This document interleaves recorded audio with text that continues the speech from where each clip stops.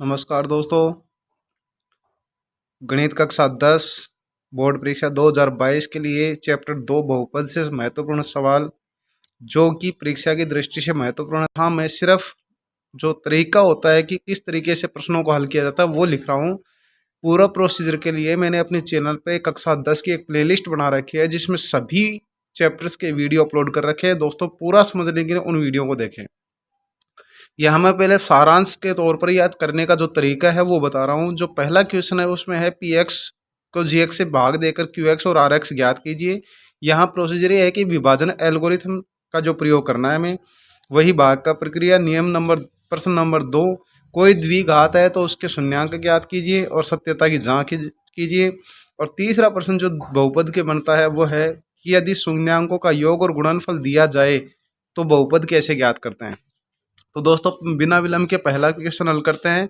पहले में पहला जो क्वेश्चन है कि विभाजन एल्गोरिथम द्वारा क्यू एक्स और आर एक्स ज्ञात कीजिए। तो पहला पी एक्स जो दिया गया है पहले में पहला, तो उसको हम लिख लेंगे इस प्रकार से। तो जो दिया गया है x cube minus 3x² x cube minus 3x² plus 5x minus 3 भाग देना है हमें x² माइनस 2 का। दोस्तों यहाँ पहले इस 3 में इसका 2 का भाग दे दीजिए। पूरा प्रोसीजर दोस्तों पूरे वीडियो में। तो 3x³ में x² का भाग दिया x बार के, इसको अब दोनों से गुणा कर लो। इसको इससे गुणा किया x3, x को -2 से गुणा किया -2x, जो इसके नीचे लिखा जाएगा। क्यों लिखा जाएगा इसका डिस्क्रिप्शन में मैं आपको लिंक दे दूंगा। प्रोसीजर देख लेना। चिन्ह बदलिए, घटा दिया, पहला वाला कट गया, आगे उतारेंगे 3x² प्लस 7x माइनस 3, फिर भाग देंगे इसमें इसका, तो माइनस के 3 बार भाग गया।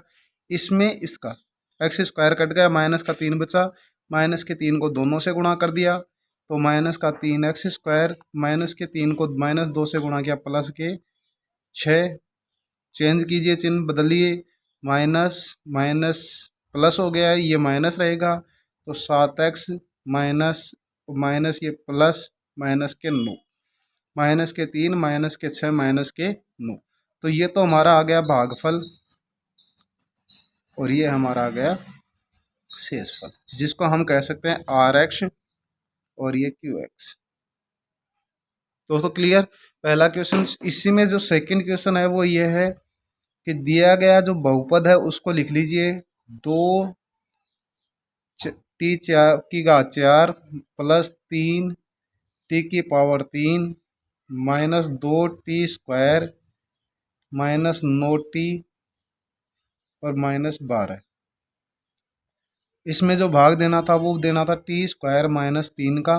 दोस्तों ये जो प्रश्न है वो नेक्स्ट क्वेश्चन से, इसमें ये भी पता करना था कि पता कीजिए कि जी एक्स है वो इस पी एक्स का एक गुणनखंड है या नहीं। तो गुणनखंड तब होता है जब शेषफल शून्य आ जाए। अगर यहाँ शेषफल शून्य आ जाएगा तो ये गुणनखंड है, और शेषफल शून्य नहीं आता है तो ये गुणनखंड नहीं है।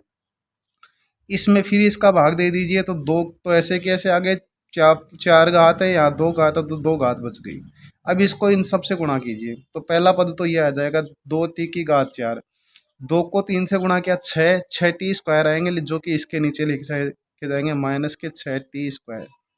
चलिए चिन्ह चेंज कीजिए, इसका चिन्ह माइनस का, ये माइनस माइनस हो गया प्लस का। नेक्स्ट उतार लेंगे 3t3, ये 2 माइनस के 6 प्लस के तो प्लस के 4t² माइनस का 9t माइनस 12। आगे के पद ऐसे कैसे उतार लेंगे।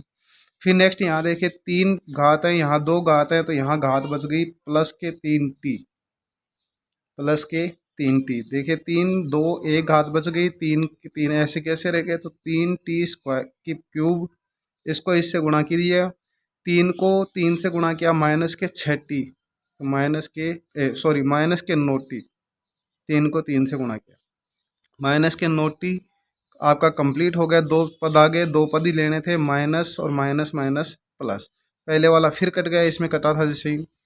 तो 4t² माइनस 12 बचे, ये भी कट गया, ये इसलिए कट गया 9t प्लस के 9t माइनस के। थर्ड स्टेप में 4t² में t का भाग दिया तो माइनस प्लस के 4। क्लियर दोस्तों। तो 4t², 4 को 3 से गुणा कर दिया माइनस के 12 है। शेष पर चिन्ह बदलिए, माइनस और ये माइनस माइनस प्लस ये कट गया और शेषफल -12 प्लस के 12 शेषफल 0। तो जब शेषफल आर एक्स आ गया और ये आ गया क्यू एक्स, तो दोस्तों अगर शेषफल 0 आ जाए तो इसमें ये पूछा था क्या ये जो जी एक्स है वो पी एक्स का एक गुणनखंड है, तो हम इसमें ये भी लिख देंगे कि जी एक्स है वो पी एक्स का एक गुणनखंड है। तो दोस्तों जो दूसरा क्वेश्चन था उसमें हमसे पूछा था द्विघात के दोनों शून्यांक ज्ञात कीजिए और अपने उत्तर की सत्यता की जांच कीजिए, यानी शून्यांक और गुणांकों के बीच में जो योगफल और गुणांकों के बीच का जो संबंध है उसके सत्यता की जांच। तो दोस्तों इसके शून्यांक ज्ञात करने के लिए इसको इससे गुणा कीजिए। अभाज्य गुणनखंड विधि हमने पढ़ी थी दोस्तों, तो जब अभाज्य गुणनखंड विधि पढ़ी थी तो इसका जो अभाज्य गुणनखंड का प्रोसीजर है माइनस के 4x² -2x प्लस 1, इन दोनों में कॉमन लेंगे तो कॉमन आया 2x, 2x -1 -1 कॉमन तो 2x -1, दोनों स्थितियों में 2x -1 दूसरा कोष्टक बन जाएगा 2x -1। दोस्तों पूरा प्रोसीजर मैंने अभाज्य गुणनखंड विधि या श्रीधर आचार्य विधि उन सबको एक साथ पढ़ाया था, और जिनका डिस्क्रिप्शन में मैं आपको लिंक दे दूंगा, मेरे वीडियो में देख रहा प्लेलिस्ट है। तो यहाँ हम लिखेंगे बराबर 0 मानकर, तो 2x -1 बराबर 0 और सेकंड में भी 2x -1 बराबर 0। तो x बराबर हमारे पास आ गया 1/2, इधर से इधर ये इधर आ गया, तो x बराबर 1/2। दोनों उत्तर समान है, तो ये भी व्यक्ति कर थी कि b² - 86 का मान अगर 0 आता था तो समान होंगे और दोनों हल मूल बराबर होंगे। अब यहाँ कंडीशन ये आ गई, अब हमें जांच करना है अल्फा प्लस बीटा बराबर -b/a आना चाहिए।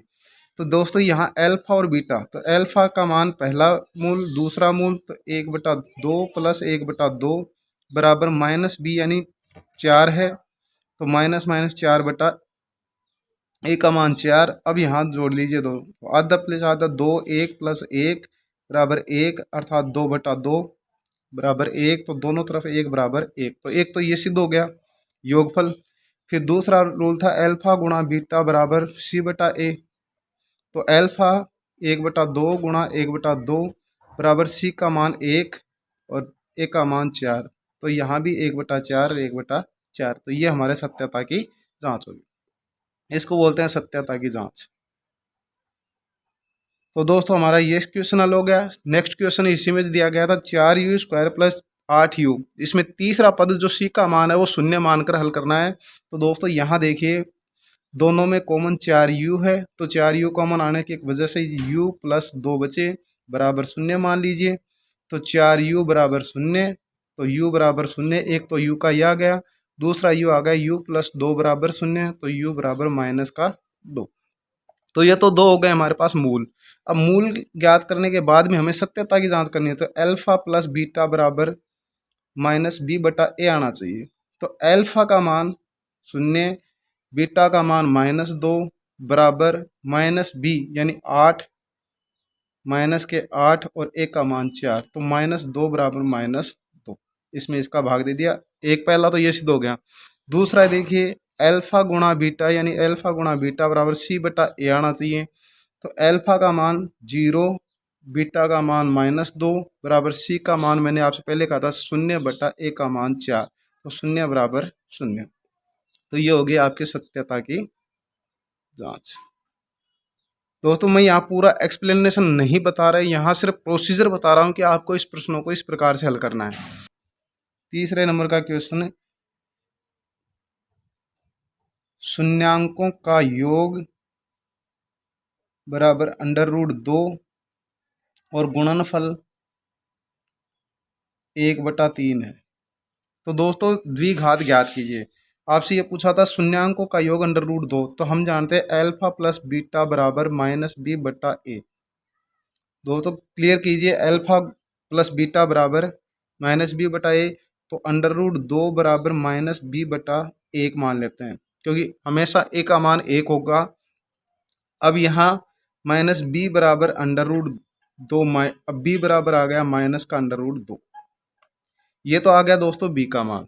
अब यहाँ दूसरा c का मान निकाल लेते हैं, तो अल्फा गुणा बीटा बराबर c/a, तो अल्फा गुणा बीटा का मान 1/3 बराबर c/1, तो 3c बराबर 1, तो c बराबर आ गया 1/3। तो दोस्तों ए बी सी का मान हमने मान लिया, ए का मान स्वतः ही 1 माना था, तो A X square plus B X plus C का मान होता है द्विघात। द्विघात अब ए तो हमने माना था 1x² प्लस बी का जो मान आया वो माइनस का अंडर रूट 2, तो यहाँ चिन्ह आ गया माइनस का under root 2x plus C का मान हमारे पास आ गया 1/3। इनमें एलसीएम ले लीजिए दोस्तों, यहाँ एलसीएम आ गया 3, तो 3x² minus 3 under root 2x plus 1। अब ये बराबर 1, ये 3 जो हर लिया था उसको हटा देंगे, तो 3x² minus 3 under root 2x plus 1 द्विघात है, द्विघात बहुपद। यह दो स्तरों वाले रैखिक समीकरण उसका हल होगा जिसमें महत्वपूर्ण प्रश्न है आलेख विधि और समीकरण बनाकर हल करना। तो नेक्स्ट वीडियो के लिए धन्यवाद। जय हिंद।